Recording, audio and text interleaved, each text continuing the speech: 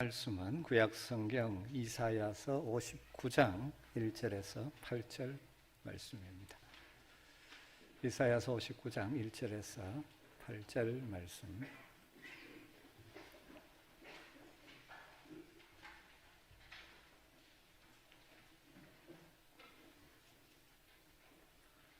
이사야서 59장 1절에서 8절 말씀을 한 절씩 교독합니다. 여호와의 손이 짧아 구원하지 못하심도 아니요 귀가 둔하여 듣지 못하심도 아니라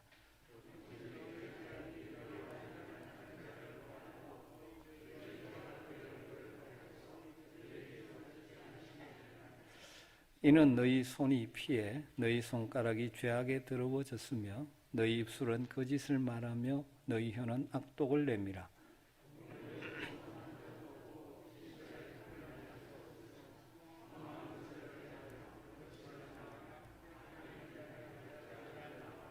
독사의 알을 품으며 거미줄을 짜나니 그 알을 먹는 자는 죽을 것이요 그 알이 밟힌 적 터져서 독사가 나올 것이니라.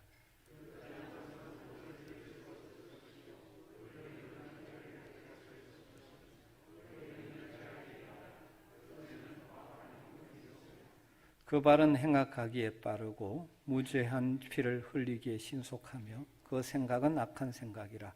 황폐와 파멸이 그 길에 있으며 그들은 평강의 길을 알지 못하며 그들이 행하는 곳에는 정의가 없으며 굽은 길을 스스로 만드나니 무릇 이 길을 밟는 자는 평강을 알지 못하느니라. 아멘. 이제 여름철이 다가오는데 종종 여름철에 태풍이 몰아치고 폭우가 쏟아져서 물난리를 겪을 때 종종 어떤 지역이 갑작스러운 폭우로 고립되었다는 뉴스를 접할 때가 있습니다. 그래서 그 말로 들어가는 도로가 끊어지고 전기와 수도물도 끊기고 생필품의 공급도 끊겼다는 뉴스이죠. 그런 일을 당하면 그 지역 주민들이 얼마나 고통이 크겠습니까? 그런데 이 모든 것보다 더 무섭고 고통스러운 것은 통신까지 두절되는 것일 것입니다.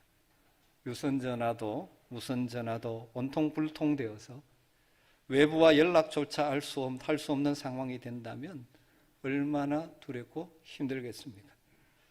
만일 다른 것들이 끊겼다고 하더라도 가족이나 친지들과 연락만이라고 된다면 위로를 받을 수도 있을 것이고 외부의 도움을 기다리며 힘과 용기를 얻을 수도 있지 않겠습니까? 이와 비슷한 예가 전쟁터에서도 벌어질 수 있죠. 적군의 포위로 고립되는 경우가 있을 수 있습니다. 하지만 그런 어려운 상황에서도 만일 통신이 두절되어 있지 않으면 희망은 있습니다. 연락을 취해서 보급품을 공수받을 수도 있고 지원군을 요청할 수도 있고 퇴로를 안내받을 수도 있기 때문입니다. 그러나 만일 통신까지 두절되어 버리면 완전히 고립된 채 폐잔병의 신세를 면하기 어려울 것입니다. 이런 예들을 생각해 볼 때 우리의 삶에서의 통신이라는 것이 얼마나 중요한지 절감하게 됩니다. 여러분, 신앙생활도 이와 비슷한 측면이 있습니다. 우리가 믿음으로 산다는 것은 신앙생활에서 중요한 한 요인은 살아계신 하나님, 전능하신 하나님과 더불어 통신관계를 유지하는 것으로 비유할 수 있을 것입니다. 신앙생활이란 살아계신 하나님, 전능하신 하나님과 더불어 통신관계를 유지하는 것이라고 표현할 수 있습니다. 하나님의 말씀을 듣고 하나님께 기도하며 서로 주고받으며 친밀한 교제를 유지하며 살아가는 것이 믿음의 삶이죠. 하나님과 통신이 두절되지 않고 친밀하게 주고받게 되어질 때 우리는 하나님으로부터 주어지는 은혜와 위로와 평강을 누리게 되고 하나님의 도우심과 인도하심도 맛보게 되는 것이죠. 사랑하는 성도 여러분 어떻습니까? 현재 하나님과의 통신 관계가 잘 유지되고 있는 것 같습니까? 하나님과 관계에, 통신 관계에 문제는 없습니까? 만일 하나님과의 통신이 두절된다면 그것은 우리에 있어서 최악의 상황이라고 할 수 있습니다. 왜 그렇습니까? 하나님이 우리의 최선이기 때문입니다. 우리보다 우리를 더 잘 아시는 그 하나님, 우리의 모든 진정한 필요를 채워주시는 하나님과 단절된다는 것은 하나님으로부터 오는 모든 좋은 것으로부터 단절되는 최악의 상태라고 할 수 있습니다. 오늘 이 말씀을 통해서 저와 여러분 우리의 영적인 상태를 다시 한번 점검하면서 하나님과 막힘없는 관계, 하나님과의 통신이 원활하게 이루어지므로 하나님이 주시는 때를 따라도 오시는 은혜를 덧입어 이 험한 세상을 이기며 살아가는 복이 여러분에게 있게 되기를 주님으로 축원합니다. 이사야 선지자에게 이 말씀을 받는 그 당시 이스라엘은 참으로 불행한 위기 속에 처해져 있습니다. 비극적인 상황이라고 할 수 있죠. 그 근본 이유는 하나님과 통신이 두절되어 있기 때문입니다. 이사야 선지자는 당시 이스라엘 남유다의 비극적인 상황을 지적하면서 백성들의 회개를 촉구하고 있습니다. 그 당시 이스라엘 유다의 형편은 대충 이렇게 설명될 수 있겠죠. 국력은 쇠퇴했습니다. 내부적으로도 서로 갈등하고 어려움을 겪고 있습니다. 정치적인 혼란에다가 경제적인 어려움이 있습니다. 거기에다가 외부의 강력한 세력의 침입에 위기에 봉착해 있습니다. 북방 바벨론이 점점 더 강력한 위협을 해오고 있어서 전전긍긍하고 있는 상황이죠.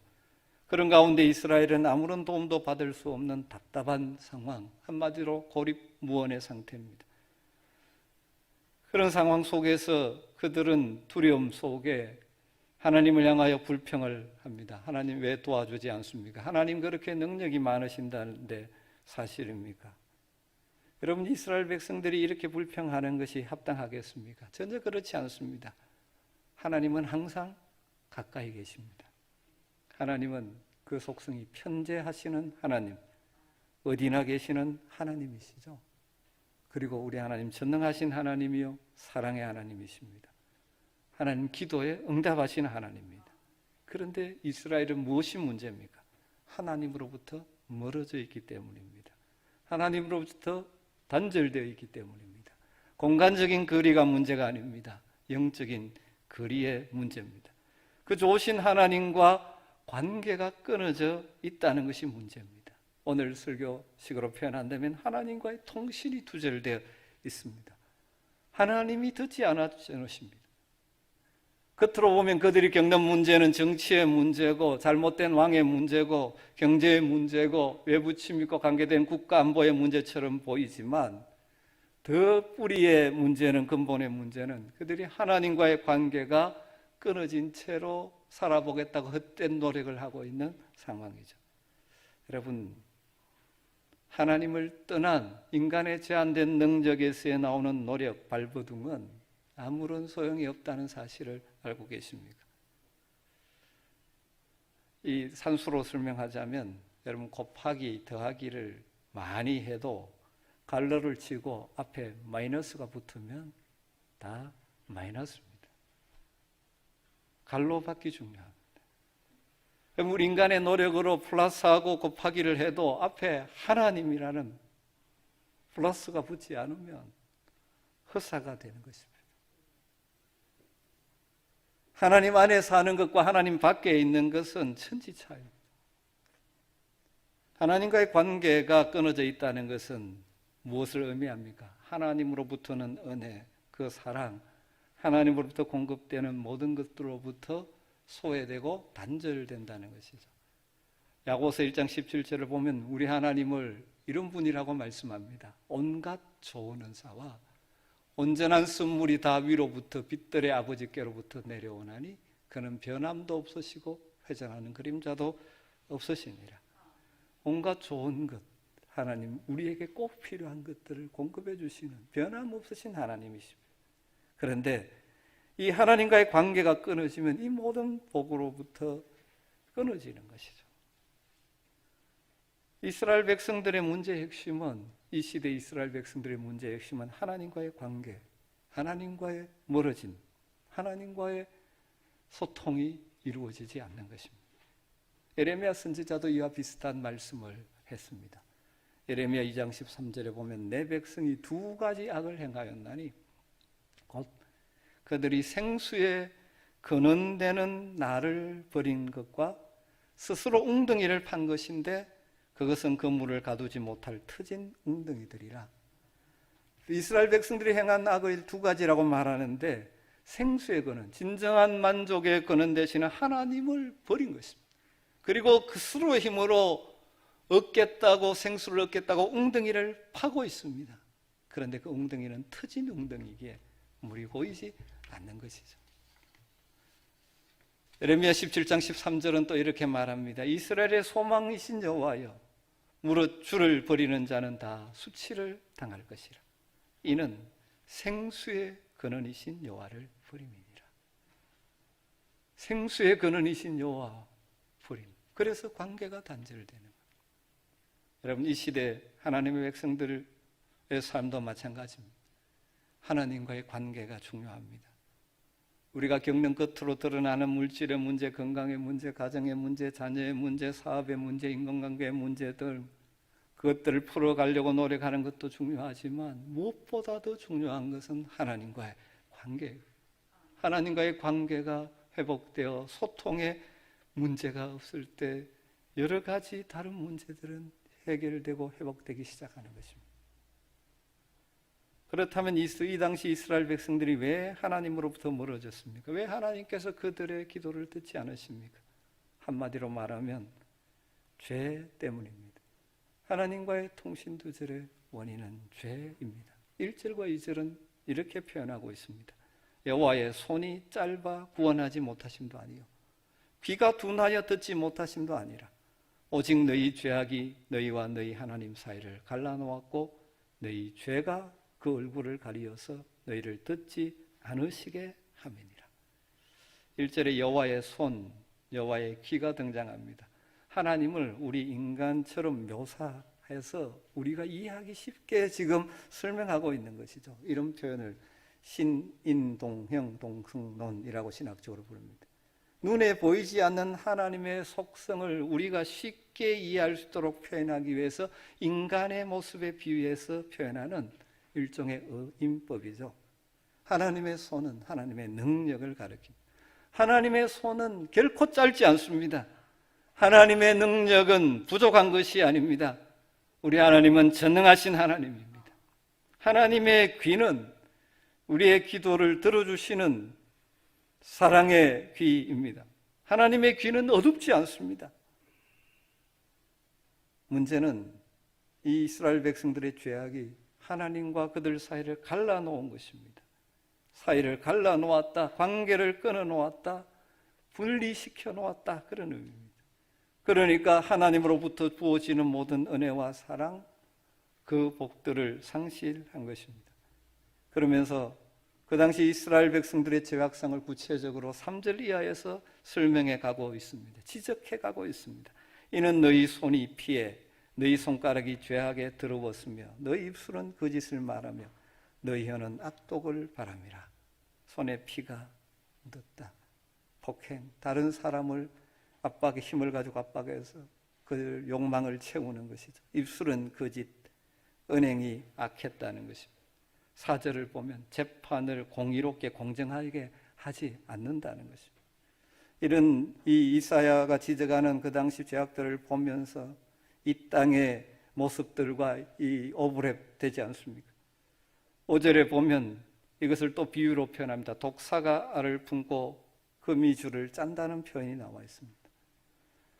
악한 생각을 품고 악한 일을 계획한다는 것이죠. 그것이 독사의 알에서 독사의 새끼가 나오는 것처럼 악한 생각을 품고 살기에 온갖 악행들이 나오는 것입니다. 거미줄을 짠다. 거미줄을 짠들 뭘 가릴 수 있습니까? 사람들이 거미줄을 짜듯이 해서 자기의 죄악을 가리려고 한다는 것입니다.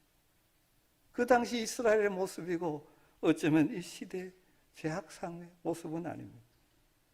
이렇게 죄악으로 가득함으로 하나님과 단절된 이스라엘은 점점 망해갈 수밖에 없습니다. 그 모습을 읽지는 않았지만 10절과 11절에는 이렇게 비유해서 표현합니다. 그렇게 사는 그들의 삶이 어떻게 되냐, 맹인이 담을 더듬듯이 더듬으면서 사니까 낮에도 넘어진다는 거죠. 밝히 보지 못하니까 어디 길인지 모르고 더듬더듬 거리며 살게, 그러다 보니까 여기에 걸려 넘어지고 저기에 걸려 넘어진다. 육신은 멀쩡하고 건장해 보이는데 실제는 죽은 자와 같다라고 말합니다. 이것이 죄악으로 망해가는 이스라엘의 모습입니다. 그런데다가 곰과 비둘기같이 부르짖어도 하나님이 응답하지 않는다고 말합니다. 불러도 대답하지 않는 것입니다. 하나님과의 관계에 불러도 부르짖어도 대답하지 않으시는 하나님, 이게 바로 하나님 백성에겐 저주이죠. 부르짖어도 소리를 질러도 하나님께서 듣지 않으십니다. 죄로 가득한 이스라엘을 돕지 않으십니다. 아니, 그들이 스스로 하나님과의 관계를 막아놓아서 은혜와 복의 통로가 막힌 것이. 이사야서도 이런 상황을 1장 15절에 이렇게 표현하고 있죠. 너희가 손을 펼 때에 내가 내 눈을 너희에게서 가리고 너희가 많이 기도할지라도 내가 듣지 아니하리니 이는 너희 손에 피가 가득함이라. 아무리 많이 기도해도 하나님 듣지 않으신다는 것입니다. 예레미야 5장 25절에 너희 허물이 이런 일들을 물리쳤고 너희 죄가 너희로부터 좋은 것을 막았느니라. 죄가 좋은 것을 막았다고 말합니다. 사랑하는 성도 여러분, 여러분은 하나님과의 관계에 문제는 없습니까? 원활합니까? 친밀합니까? 우리의 부르짖음에 응답하시는 하나님을 만나고 있습니까? 너무나 신앙의 중요한 문제입니다. 인생이 겉으로 깨끔하는 문제, 그것보다 더 중요한 문제, 하나님과의 관계의 문제라는 것입니다. 그렇다면 하나님과의 통신 두절의 문제를 해결하는 해결책은 무엇입니까? 잘 알고 계시죠? 다시 한번 말씀드립니다. 그것은 죄를 회개하는 것입니다. 죄의 문제를 해결하는 것입니다. 마치 엉킨 실타래를 풀 때 실마리를 찾으면 차츰차츰 풀어갈 수 있는 것과 비슷한 이치입니다. 온갖 문제로 꼬인 현실이라 할지라도 문제의 핵심은 하나님과의 관계이므로 자신의 죄를 깨닫고 회개하고 하나님과의 관계를 회복하면서 인생의 문제의 실마리가 풀리기 시작하는 것입니다. 그런데 사탄은 종종 우리에게 이런 생각을 집어넣습니다. 정말 회개한다고 내 죄가 용서함 받을까? 왜냐하면 회개라는 것이 말로 하나님 앞에 고백하는 것인데 말로 고백하면 그것이 직접 용서된다면 너무 쉬운 것 아닌가, 이런 생각이 들게 만들죠. 예를 들어 어떤 사람이 범죄했습니다. 그런데 경찰서에 자수를 했다고 칩시다. 그러면 자수했으니까 용서할 테니 그냥 가라, 그렇게 합니까? 그렇지 않지 않습니까? 정상 참작은 할 수 있을지 모르지만 죄의 대가는 치르게 되어 있습니다. 그것이 이 땅의 삶의 현실이죠. 그렇다 보니까 우리가 자꾸 죄 용서에 대한 그런 생각을 가지기 쉽습니다. 여러분, 그러나 하나님과 우리의 관계는 다릅니다. 뭐가 다릅니까? 예수님께서 십자가 위에서 우리의 모든 죄를 대속해 주셨습니다. 우리의 모든 죄값, 죄책을 대신 치르신 것이죠. 예수 그리스도를 믿는 자들에게 그래서 정죄함이 없고 죄책으로부터의 자유가 주어지는 것이죠. 그 사실을 믿음으로 받아들이고 회개하면 하나님의 사죄의 은총을 덧입게 되는 것이죠. 진심으로 회개하고 나갈 때 우리 십자가에 보일 주님의 공로 드리고 우리는 하나님으로부터 용납받게 되는 것입니다. 시편 51편 17절에 이렇게 말합니다. 하나님이 구하시는 제사는 상한 심령이라. 하나님이여 상하고 통회하는 마음을 주께서 멸시하지 아니하시리라. 정말 그 죄로 인하여 아파하며 상한 마음으로 나아갈 때 멸시하지 않고 받아주시는 분이십니다. 그리고 우리의 죄를 깨끗하게 하신다고 또 약속하십니다. 요한일서 1장 9절 말씀이죠. 만일 우리가 우리의 죄를 자백하면 그는 미쁘시고 의로우사 우리 죄를 사하며 사하시며 우리를 모든 불의에서 깨끗하게 하실 것이요. 또 이런 생각들로 인해서 우리가 이 회개에 대해서 주저하게 만드는 것이 있습니다. 회개하고 또 같은 죄를 짓는 내 모습을 보면서, 여러분, 때로는 반복되는 죄악이 있어도 반복해서 회개하는 과정을 통하며 하나님 우리를 조금씩 점점 변화시켜 가십니다. 그것이 성화의 과정 중에 하나죠. 사실 우리 누구도 하나님 앞에 의로운 자가 없습니다. 십자가를 의지하고 하나님 앞에 나올 때 은혜로 용서받고 의인으로 인정받을 뿐이죠. 그렇게 되므로 예수님이 우리의 죄책을 담당하셨기 때문에, 죄의 대가를 치르셨기 때문에 회개하며 믿음으로 나오는 자들에게 정죄함과 죄책으로부터 해방을 주시는 것입니다. 그러나 실제로 여전히 우리 속에는 죄성이 남아있죠. 우리가 천국까지 가기까지 육체를 가지고 사는 한 그렇습니다. 실수하고 넘어지고 또 더러워지고 말과 행동으로 죄를 지을 때도 있죠. 우리가 범죄할 때마다 하나님과의 교제에 문제가 생깁니다. 막힘이 생깁니다. 그래서 우리는 끊임없이 하나님 앞에 나가서 말씀의 거울에 나 자신을 비추어 보면서 회개해야 하는 것이죠. 마치 아무리 몸을 깨끗이 씻어도 외출하고 돌아오면 다시 씻어야 하는 것과 같습니다. 그럴 때 하나님과의 교제가 점점 깊어집니다. 영적 통신이 원활해집니다. 하나님과 막힘에 있는 문제가 있음에도 불구하고 깨닫지 못하고 그걸 그냥 두고는 해결되지 않는 것이죠. 하나님과 우리 사이의 은혜의 통로가 원활하게 이루어져야 하는 것입니다. 여러분, 하나님과 통신이 잘 이루어지고 있습니까?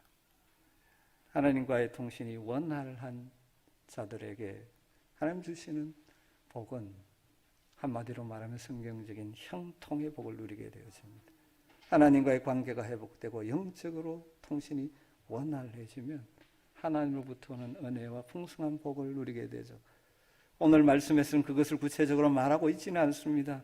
그런데 대조해서 볼 수 있죠. 이렇게 하나님과 단절된 삶을 살며 죄의 문제를 해결하지 않고 살아갈 때 그들에게 뭐가 없어지는지 아십니까? 8절에 반복되는 단어가 평강이라는, 그들은 평강의 길을 알지 못한다. 평강을 알지 못한다. 그런 삶에 참 평강이 없습니다. 하나님과의 관계가 회복되어지며 소통이 원활해질 때 우리에게 주어진 중요한 복이 하나님 주시는 평강 누리게 됩니다. 요한삼서 1장 2절 우리가 너무나 잘 아는 말씀이죠. 사랑하는 자여, 내 영혼이 잘됨 같이 네가 범사에 잘되고 강건하기를 내가 간구하노라. 사도 요한의 간구입니다. 뭘 먼저 구합니까? 내 영혼이 잘됨 같이. 무엇이 먼저 되어야 됩니까? 하나님, 영혼이 잘 되는 것, 하나님과 소통이 잘 되는 것, 하나님과 단절되지 않는 삶, 그래서 하나님으로부터 늘 공급받는 삶. 그럴 때 범사에 하나님의 형통을 경험하게 된다고 말씀하고 있는 것이죠. 시편 기자가 또 이렇게 고백합니다. 73편 28절에 하나님께 가까이함이 내게 복이라. 하나님께 가까이함이 내게 복이라. 내가 주 여호와를 피난처로 삼아 주의 모든 행적을 전파하리이다. 여러분, 하나님께 가까이하는 것이 복입니다. 우리가 하나님과 친밀하고 소통되어지는 것이 우리의 복이 되는 것입니다. 예수님은 이것을 포도나무와 가지의 비유를 통해서 주님과 우리의 관계를, 우리 관계가 친밀해야 됨을 이렇게 역설하셨죠. 요한복음 15장 5절에 나는 포도나무요 너희는 가지라. 그가 내 안에 내가 그 안에 가면 사람이 열매를 많이 맺나니 나를 떠나서는 너희가 아무것도 할 수 없습니다. 여러분, 마치 포도나무 가지가 줄기에 붙어 있어서 열매를 맺는 것처럼 주님이 내 안에 내가 주님 안에, 그래서 주님과 막힘 없는 소통이 이루어질 때 그 주님의 공급하심을 받아서 우리는 선한 열매들을 맺으며 살아갈 수 있는 것입니다. 사람들이 다 형통을 추구하지만 정작 추구해야 될 것을 놓칠 때가 많습니다. 가장 우선적으로 하나님과의 관계, 교제의 회복입니다. 이것이 형통의 지름길이죠. 그래서 늘 하나님 앞에서 우리 자신들을 돌아보며 하나님과 나 사이를 막는 죄의 문제가 없는지를 점검하고 이 문제를 해결하며 나아갈 때, 그래서 하나님과의 막힘이 없을 때 하나님 우리의 부르짖음에 응답하시며 일하시며 때에 적절한 은혜들을 공급해 주시는 것입니다. 누가복음 15장에는 우리가 너무나 잘 아는 탕자의 비유가 나오지 않습니까? 둘째 아들이 아버지의 재산을 챙겨서 가출하죠. 허랑방탕하게 지나다가 쫄딱 망하고 맙니다.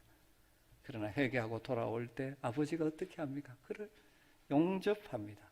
옷을 입히고 가락지를 끼우고 신발을 신기고 자녀의 신분을 회복시켜주고 송아지를 잡아 잔치를 베풉니다. 그가 무엇 잘했다고 그렇게 합니까? 잘한 것 없지만 돌아올 때, 회개하고 아버지께 돌아올 때 받아주고 회복시켜 주시는 것이 우리 하나님 아버지의 사랑이라는 것입니다. 오래전 독일 작은 마을에서 이런 사건이 있었다고 합니다. 가난한 여류 피아니스트가 고아 출신으로 고학을 하면서 피아노를 익혔는데 난생 처음으로 독주회를 준비했습니다. 그런데 막상 연주회를 하려고 하니까 자기 같은 무명의 피아니스트의 독주에 누가 올까 염려가 되었습니다. 그래서 청중을 많이 모을 욕심으로 당시에 유명한 음악가였던 리스트의 제자라고 거짓 선전을 했다고 합니다. 그런데 공교롭게도 독주회가 있기 전날 리스트가 그 마을을 방문한다는 소식이 들립니다. 큰일 났죠. 그래서 고민 끝에 그 앞에 달려가서 무릎을 꿇고 사죄합니다. 내가 이렇게 사실 거짓말을 했습니다. 리스트가 정색을 하며 야단을 칩니다. 어떻게 그럴 수가 있느냐? 당신 큰 잘못을 했다. 고개를 들지 못하는 여자에게 리스트가 그 다음 미소를 띄우면서 이렇게 말했답니다. 자, 이제 내 앞에서 연주를 한번 해보십시오. 벌벌 떨면서 연주를 하니까 리스트가 고쳐줍니다. 이 부분은 이렇게, 이 부분은 이렇게. 그리고 나서 말합니다. 이제 당신은 내 제자입니다. 마지막 곡은 선생이 리스트가 직접 연주한다고 소개를 하라고 합니다. 여러분, 이런 일이 인간관계 속에서 자주 일어나는 것은 알지만 인간관계 속에서도 잘못을 구할 때 용서해주고 오히려 은혜를 베풀어 주는 일이 일어난다면 우리 인간과 비교할 수 없이 자비와 긍휼이 풍성하신 하나님, 그 하나님 앞에 나아가 회개하는 자들 하나님께서 품어주시고 받아주시고 용서해 주시는 건 너무나 당연하지 않겠습니까? 종종 인간적인 계산에서 내가 어떻게 라고 생각하며 계속 거기에 머무는 어리석은 자들이 있습니다. 하나님의 긍휼하심과 사랑하심을 신뢰하면서 하나님 앞으로 나아가는 복이 있게 되기를 주님으로 축복합니다. 여러분, 우리의 신앙의 삶에서 무엇보다 중요한 것이 하나님과의 관계입니다. 여러분, 날마다 하나님 앞에서 하나님 말씀의 거울에 우리를 비춰보며 우리의 자신을 살펴보십시다. 혹시라도 하나님과 나 사이에 틈이 생기게 하나 멀어지게 만드는 요소들이 없는지, 그로 말미암아 하나님과의 통신이 두절되거나 원활하지 못한 상태에 빠져 있지 않는지 여러분 점검하시고 하나님과의 통신을 회복하며 살아가는 여러분 되시기를 주님으로 축복합니다. 그때 인생에 험한 풍파가 있다 할지라도 하나님의 도우심을 따라 우리는 승리하며 살아갈 수가 있습니다. 날마다 말씀과 기도로 하나님과 친밀한 관계를 유지하고 작은 죄라도 그냥 두지 않고 하나님 앞에서 해결함으로 영상을 받고 하나님께 나아갈 때 그 넓은 사랑 안에서 자유와 복을 누리게 되는, 그래서 하나님과의 소통, 하나님과의 막힘없는 관계 속에서 주어지는 평안과 기쁨과 다양한 도우심과 인도하심을 경험하며 살아가는 여러분 되시기를 주님으로 축복합니다. 기도하십시오.